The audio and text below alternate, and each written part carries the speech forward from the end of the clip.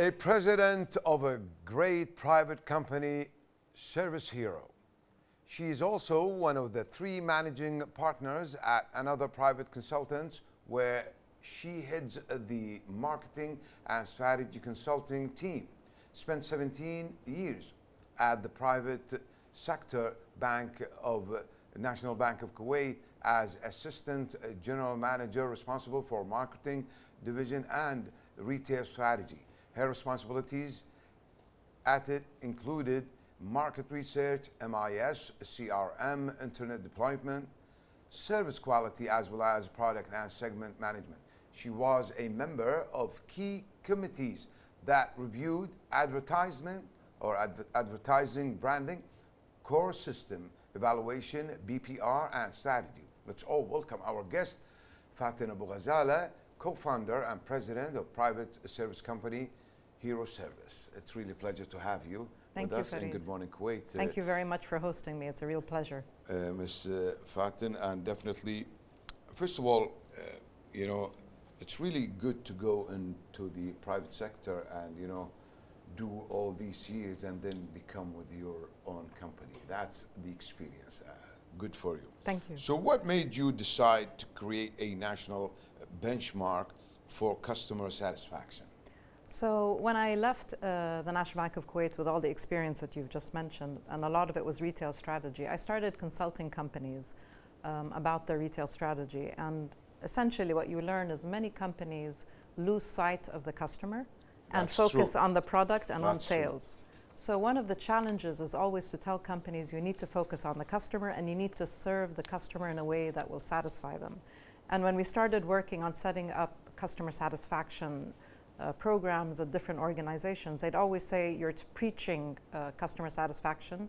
What is the benchmark? And so we said, you're right, there is no benchmark in Kuwait. That's true. So we decided to create one, which is a crazy move, to be honest. So this was 15 years ago. Really? So this is really, yeah, I know somehow it's risky because there's not much in the market. There's nothing in the market. So it's crazy because you actually have built an index, collected data, validated the data. So we do a lot of work on verifying and validating data. Right now it's fully automated.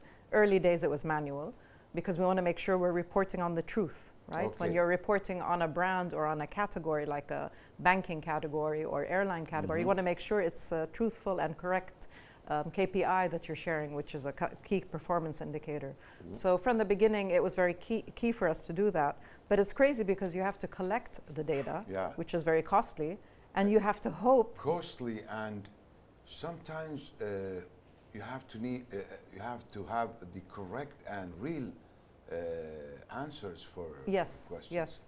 So we were inspired, honestly, with this. Because my experience is customer satisfaction, customer experience in my previous job. We were inspired by the market leaders at the time. It was the American Customer Satisfaction Index, which is still running. It's the only national index that's been running for over 40 years. So we were inspired by them. So some of the way that we ask the questions is very similar to them, yet they're different. They're our own.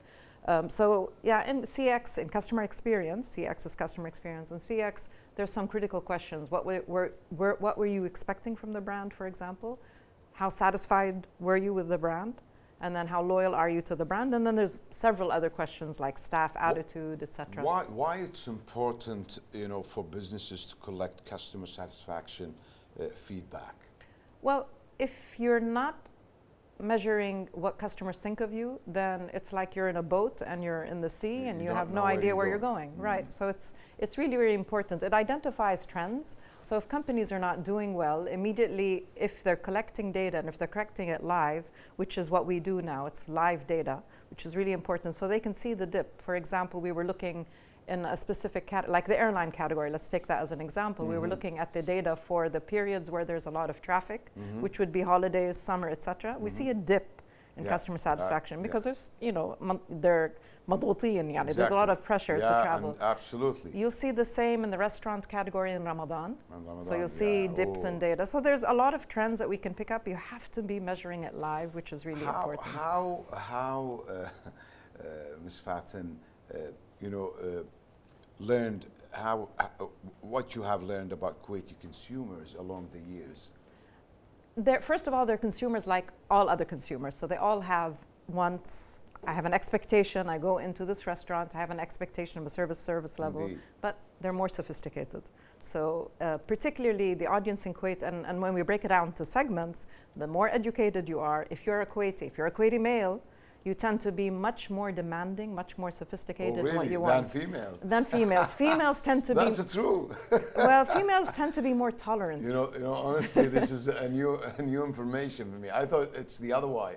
The other way. Yeah, it's true. We have a reputation, women, for complaining, but we tend to be more tolerant. tolerant. Women are more into a lot of. They are picky. You know, they go into details. I thought it's the other way around, but it turned out men. Yeah, I think it's a dynamic. So service. So remember, it's customer service that we're measuring, right? Yeah. Customer service is about human relationships, right? It's That's person to person. Yeah. So person to person, generally, like if I went into a restaurant with my husband, he would just say hello to the staff, but he wouldn't engage. I would engage more. Yeah, It absolutely. Just, naturally, I would engage Yeah. more. You know, shukran, thank you, etc. Yeah. And there's some eye contact. Indeed. That's what service is. Service is about the human connection between one person and another, which is one of the reasons we actually founded the index. Not only because there was no index at the time, there's no benchmark, but we wanted service to be better for all of us. I want to ask you a question off the topic, Sure. honestly. Since you brought up restaurants, how about tipping? I mean, because honestly, we see it in North America and Yeah, Europe. it's huge in North America, yeah. It's huge. I mean, how do you see it? Is it okay or you are against it? No, I'm for it because I think, these people that are serving restaurants are working really, really hard. Yeah. If you go behind the scenes, I was privileged to go behind the scenes in one of the restaurants, and they showed me their kitchen, and they showed me how the staff are trained and how difficult their job is. It's very, very difficult. Yeah, so I appreciate them. So I tip. The information of their minimum wages are not. Absolutely. Yeah. Why would we be stingy on people that need it? Absolutely, Why would Definitely, this is really kind Off of topic. you. Yeah, absolutely. But this is really kind of you, Ms. Faten. How do you encourage them to make their voices heard? So one of our challenges is people believing in us. So when we're saying our platform is open, so anyone in Kuwait can look up on our platform, I'm not going to say the name, and look at the star rating of different companies. There's a search bar, they can look up the star rating and see all the reviews. So I can go online, punch, put in the name of our company. Service Hero, okay? And then you will see a number of categories, okay. and there's a search bar. I mean, this is for free? This is for free. Seriously? If you want, it's like a Google review, but on steroids, because it's focused on Kuwait. Okay. It's bilingual, and it categorizes. And how do you make a profit out of it? That's why I told you it was a crazy idea from the beginning. Yeah, I know. But I mean, definitely. The challenge is to sell the data. So what we sell is the insight, not people's information. That we don't sell because ethically, really kind of you. ethically we don't do that. But we sell the insight. So a bank will say, I want to see my score compared to my competitors, and I want to see the trends, etc. So we have a live dashboard, which is quite sophisticated, that companies use, and we're very proud of it.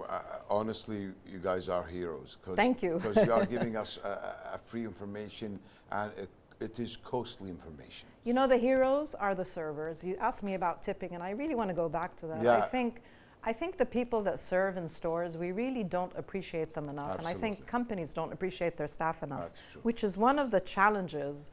When you talk to a company and you say you need to focus on customer satisfaction, they say, yeah, we know that. You meet with the CEO, and the CEO says, of course, it's strategically important. But when you look at what they're doing, they're really pushing sales, and they're pushing products, and they're not acknowledging their staff and treating them well, because customer satisfaction is from the inside out. Do you suggest sometimes a mitigation plan for? Yeah, we do. We work with companies on that because we've identified. You give them for their own benefit, like to. If they ask us to, if they're willing to, not everyone's willing to, Yeah. but if they're willing to, we do further research for them. We sit with their teams. We identify with the teams what the problem areas are, and a lot of times it's easy things. It's things that they can fix, like the system is slow, or we're understaffed, or we're undertrained, we're not trained enough, etc. So it's things that the brand can fix, and we say, okay, these are your key problems. But most of the time, what we've discovered is two things. What? One, they haven't set the direction.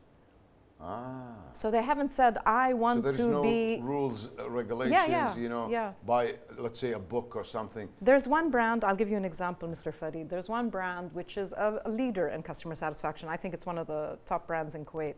And the CEO of that company, when I ask him, what do you want out of your brand? He says to me, Faten, I want everyone, when they see my logo, to smile. And he conveys that to his team. Nice. All the time. Okay. So when I'm an employee of this organization and I'm told by my CEO and this executive team that I have to make people smile, what does it make my job? Exactly. So it really changes the perspective of the job, and that's really one of the things that we've seen. The other challenge I think that companies face, besides the focus on product and sales and financials, is that they really don't acknowledge their teams enough.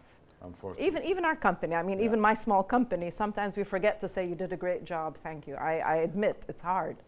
Honestly, speaking on tipping, I worked, those student jobs back in the States. And I was happy every time I get tipped. Of course. Believe it or not, it increases my morals, my energy, positivity. So definitely, we need to encourage people to Absolutely. tip. And I think we need to pay it forward. Like, I like to not just tip, but if somebody's doing a good job, there's a restaurant that opened the past 2 years, I think. It's not too old, but it's relatively new. The staff are great. They're very attentive. They're very, they know what they're talking about. And I give them compliments. Like, I'll say, that was really good advice about this dish, because I like to ask them what's the best dish on the menu, and they'll say, why don't you try this, ma'am? This is a bestseller. And I always compliment them because, as you said, it makes them feel better. And what does that do for them? Oh. It makes them serve you better. Exactly. So it's a circle. We don't want to go into the, clips, of what waitresses and waitress do behind the scenes, when yes, we hear the stories. Exactly. We've seen the reports and the stories, but I always want to make them happy so they can serve you in a real honest way. Yeah. So, how have you seen the business climate change regarding customer experience, and do you think it impacts the economy? Yeah, that's a great question. So since we started measuring customer satisfaction, 2010 is when we started, and the index at that time was 72 points out of 100. Okay. So we have a scale, a 100-point scale, and it's based on a metric where consumers rate a brand from 1 to 10, and then we convert that. There's a statistical model for that. Algorithm? Yes, there's an algorithm for that, and it becomes, so 72 is when we started. Now we're 79 points out of 100. So definitely Kuwait has been improving constantly. Where did it start improving the most? Where? COVID. Believe it or not. So what we saw, Yeah. up until COVID, we were on an upward... Okay, in COVID. Yeah, we were improving. Yeah. So up until COVID, I think from the 72, we became 75. COVID took a nosedive.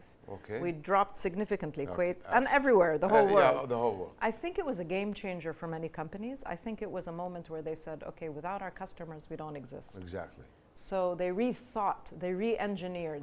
And as a result of that, I think the focus on service excellence has been much, much sharper. Like reborn.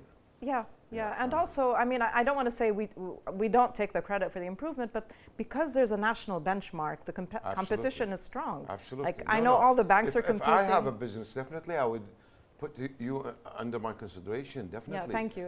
We have become a KPI, alhamdulillah, and we're proud of that with many organizations, but it improves the competitiveness because everyone wants to improve their rank. Now, it's not just the star rating means something.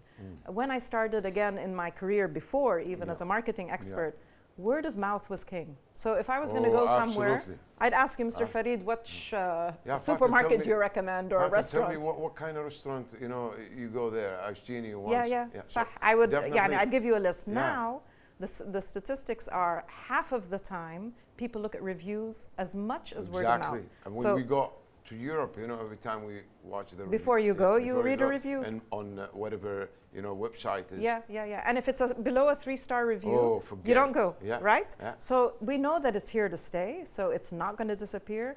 In line with that, there's a lot of fake reviews. Indeed. So our challenge, I mean, I know Google's reviews, 11% are fake. Yeah. Google has a problem, 11% are fake. Absolutely. And Yelp and TrustAdvisor and all of these. Most of the social media, platforms, you can't take them for granted. You Yeah. know, 'cause So this is where we're slightly different, or significantly different, I would say, is because from the very beginning, we only post if it's verified. Faten, Abu-Ghazaleh, unfortunately we are out of Sure. time. Honestly, it's really beautiful conversation, and thank you for enlightening us. Thank you. know, Thank you for having me. and you are a true hero service. Thank you. Thank you very much. Thank you. Dear viewers, great thanks to Faten Abu-Ghazaleh, co-founder and president of Private Service Company. We'll go for